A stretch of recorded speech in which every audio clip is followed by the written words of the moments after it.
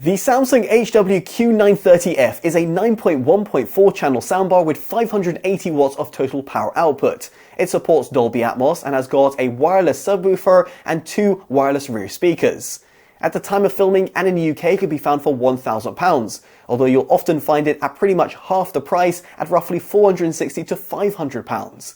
Now, it's worth considering that the Q930F is not available in all countries, such as in the USA, you'll only find the Q900F, which seemingly on paper is near identical other than the fact that it emits the rear speakers, and that can be found for $1,000. If you do want to add the wireless speakers on top of that, you can do so, and it'll cost you an additional $250 to $300. Of course, yet again, you can shop around. Speaking of which, the links down in the description below or the pinned comments, or by scanning the QR code on your screen, will take you to your localized Amazon store where you might be able to find the best deals for it. Now, with that out of the way, let's get on to the review and see if it's actually worth its price tag and of course how it compares to some of its nearest competitors. So to kick things off, I would like to talk about its overall build quality, and here I've got no real complaints in terms of the overall looks. It's got a mesh sort of grille that stretches all the way around the soundbar with some ventilation towards the side. This is for the speakers to do their jobs. Now, the dimensions of the soundbar, the wireless subwoofer and the wireless rear speakers will be on your screen so you can weigh it up for yourself. You can wall mount the rear speakers and also the main soundbar unit. Unsurprising, you can't wall mount the actual subwoofer. Here I've actually got it on a cabinet in front of the Samsung QE65 a 65-inch television, and it does fit pretty well with my setup. In fact, I could even take the soundbar unit and place it on the TV stand because there are small little inclusions within the box which allow you to just do that. Now, for you to interact with the soundbar, there's some physical buttons that are positioned at the top of it, which I very much do appreciate because they're far more intuitive to use in comparison to touch-sensitive buttons that you'd find on some alternatives. You have, of course, got a wireless remote, which does give you extra bit of control and flexibility from afar. If you do want to see what you're adjusting, a small little LCD display is positioned at the front right-hand side of the soundbar, which makes it very easy to understand the settings or indeed the metadata that's being played through the soundbar. Now, another way to control the soundbar is via the Samsung SmartThings app. And here it's actually pretty comprehensively laid out. You can turn on and off the soundbar, you can change between the different sources, you can adjust the volume, you've also got the different sound modes, and the one I would suggest is adaptive sounds, which I'll touch upon very shortly. And then here you've also got the equalizer, where you've only got bass and treble. However, if you were to go on the standard mode, what you'll find is that you have got a full band EQ, which you might want to utilize, specifically if you want a bit more of a reference sound. Then you've got SpaceFit Sound Pro and Active Voice Amplifier Pro, which I'll be touching upon further down in this video, but I actually left them disabled. In the surround speaker setup, it's good to see you can position them at the front and at the rear. You've also got a private rear sound mode, which I do think is a nice little touch. Then you've also got the woofer controls, which are dedicated, so this is mainly for the subwoofer, and that is of course is EQ. Then you've also got advanced sound settings, for example, voice enhancement, bass enhancement, night mode, virtual and moderate bass, which effectively gives you kind of a night mode bass because it basically reduces it and therefore means that you can enable or disable these settings depending on what you actually prefer. And then you've also got the channel level, which I would highly suggest playing around with depending on your own room's acoustics, and for example adjusting the center channel, which will bring out the vocals a little bit more. Again, I'll be touching upon this further down in my video. Then you've got the audio sync, which you can adjust if you've got any issues, and the voice guidance. Then at the top side, you can edit the device, remove it, add it to your home screen, and also go into your settings. Here you can see in terms of the connection that it's got, for example, Wi-Fi, and you can also check any sort of issues that you might have with the woofer and surround. Furthermore, you can go on to the information tab, which will also give you the codec which is playing, for example, Dolby Atmos. Now, for the app to work, the soundbar must support some sort of wireless technology, and indeed it does. First off, you've got Bluetooth version 5.3 with the lowest quality SBC codec supported only, so therefore you might want to use it sparingly because it does give you a degraded audio transmission. For example, it's handy if you've got friends or family who come over and quickly want to pair up to a device such as the main soundbar unit. Then you have got Wi-Fi, which will give you far better audio fidelity. First off, this can be handy if you do want to cut the cord between the television and the soundbar, because if you've got a modern Samsung television, you can use Wi-Fi technology. And it's also good to see that you have got wireless Dolby Atmos support as well, which in my opinion is a nice little touch. Now, if you do want to go a step further, you have got Apple AirPlay and also Google Chromecast support. So therefore, with those apps that do support it, then you can get even better audio transmission via these technologies. On a side note, you've got Amazon Alexa that is built in. If you do want to mute the mic, there's a button that's found at the top of the soundbar and mic off. The microphone can be muted. There'll be a small little red LED that can be found towards the front of it. It also does work with the likes of Google and other voice assistants. Now, of course, if you want the utmost audio fidelity, you want to plug it in. Here you've got optical and HDMI inputs, and also you've got an HDMI eARC port which goes up to your television. It is also backwards compatible, so therefore you've got the ARC standard as well. Now, it's worth considering that, as far as I'm aware, this soundbar does not have HDMI 2.1 ports, and therefore means that while it can feed through 4K and HDR and supports with the likes of major metadata, for example Dolby Atmos and DTS:X, it will not feed through a 4K 120Hz signal. Why is this important? Well, simply, for example, if you have a modern console and you want to plug it in directly into the soundbar because you've got an older generation television, then you won't be able to pass through that resolution and refresh rate. If, however, you've got a modern television which has got HDMI 2.1 ports, this will be a non-issue because you can plug it directly into your television and still output sound directly from the soundbar. Now, with that out of the way, let's get on to an audio demo. Here I'll be first playing back Priya-J's track, which is titled Like Me. I'll be going through the different sound modes. Then I'll be going on to a piece to camera where I'll be presenting the MG S6 EV on Totally EV, and here I'll be enabling and disabling the voice enhancement feature. Make sure you check out the annotations on your screen to understand how the soundbar is actually operating.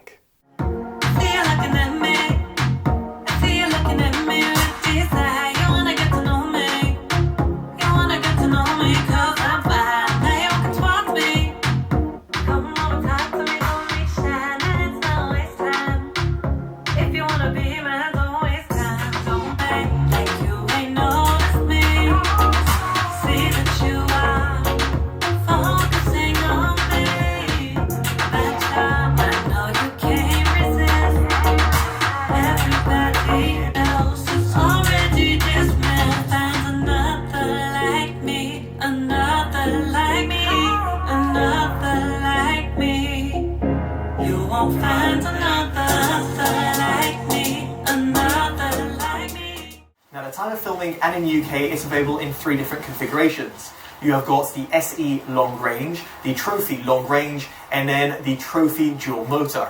Prices range from roughly £38,000 and go up to £44,000 without adding any additional options. Now, in this review, which we covered in such a format, we'll see if it's actually worth its price tag, how it compares to its sibling and also rivals, and of course, if it's actually worth it. So let's kick things off and talk about its electric range. And here you've got a 77 kilowatt hour nickel, cobalt, manganese battery pack. And this is across the entire trim range and no matter which powertrain you go for, at least at the time of filming and in the UK. Here you've got a WLTP mixed driving cycle claim of 329 miles for the single motor, and the dual motor, due to the additional weight and extra power, drops down to roughly 301 miles. So I appreciate an audio demo over YouTube is not quite ideal, but I thought to provide it as it gives you a bit of a taster as to what to expect. Before getting on to my sound assessments, I would like to talk about the speaker configuration. And here you have got a whopping 17 audio drivers with a 9.1.4 channel setup and 580 watts of total power output. To be more specific, you've got 240 watts from the main soundbar, 200 watts from the subwoofer, and 140 watts from the 2 wireless speakers, which indeed have got upward and forward firing drivers.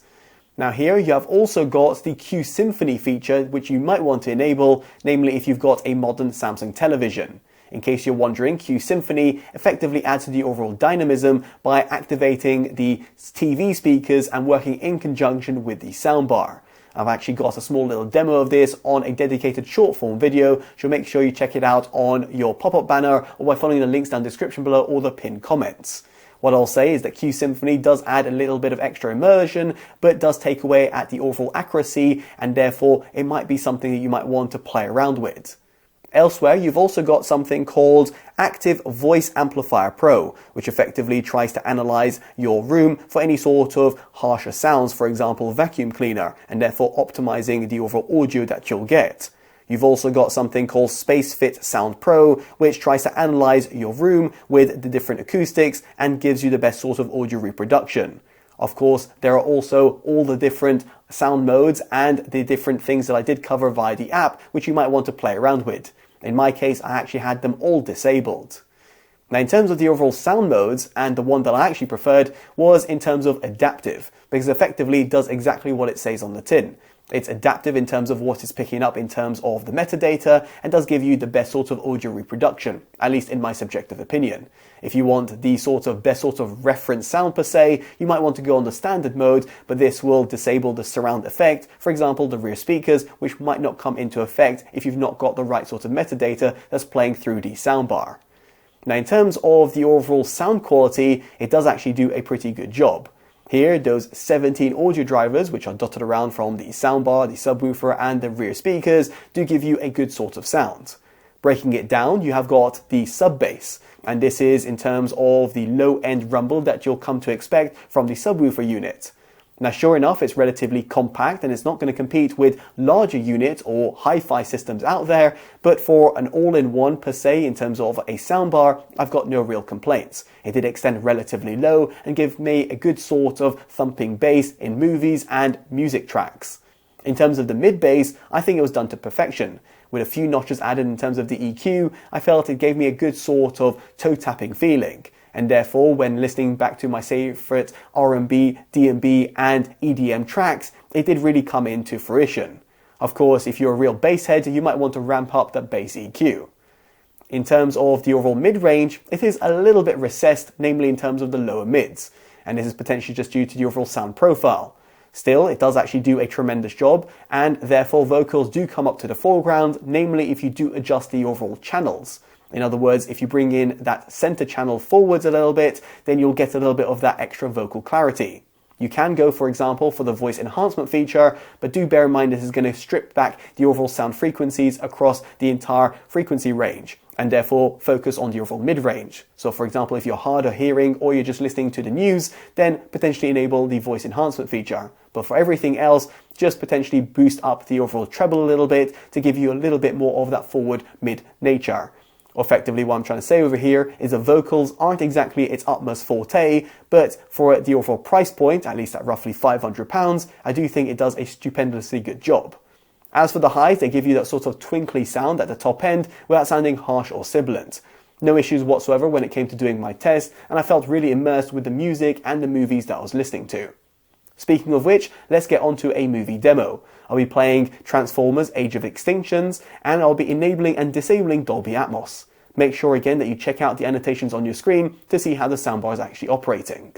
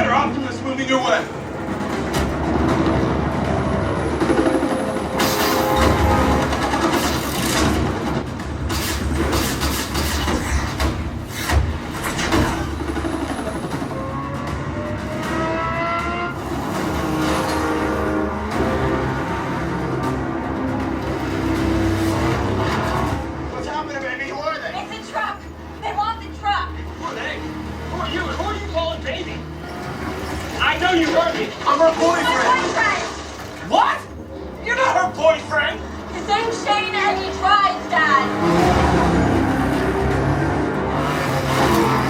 What kind of cars are those? They're so scary!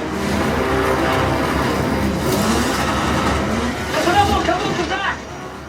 So yet again, an audio demo over YouTube is not quite ideal. But here, hopefully you're able to pick out that with the heightened metadata of the likes of Dolby Atmos, or for example DTS:X, which is also supported, you're getting far better degree of immersion. Indeed, the audio drivers that are found within the main soundbar unit, or for example the rear wireless speakers, really do come into life. Specifically the upward and sideward firing drivers, and therefore effectively giving you audio that's bouncing around all around your room, and therefore giving you a bit more of that cinematic feel. Of course, it's not going to compete with Samsung's flagship model, or for example some of the more expensive soundbars out there on the market, in that it can't give you the same sort of feel or indeed extra sort of audio prowess. But in terms of its overall price point, even in terms of its MSRP, I do think it does a stupendously good job.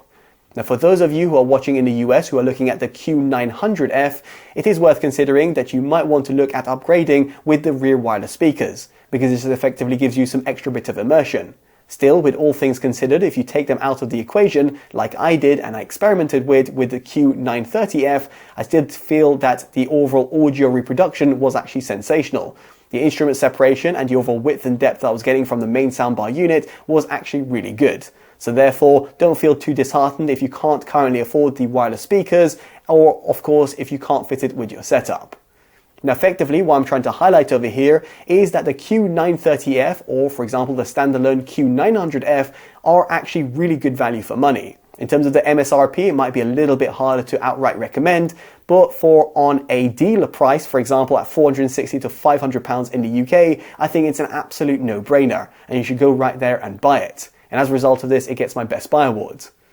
Now, I'll be curious to know what you make of it down in the comment section below. And of course, if you want some of the other alternatives of which I've reviewed, they'll be down in the description below for your own consideration.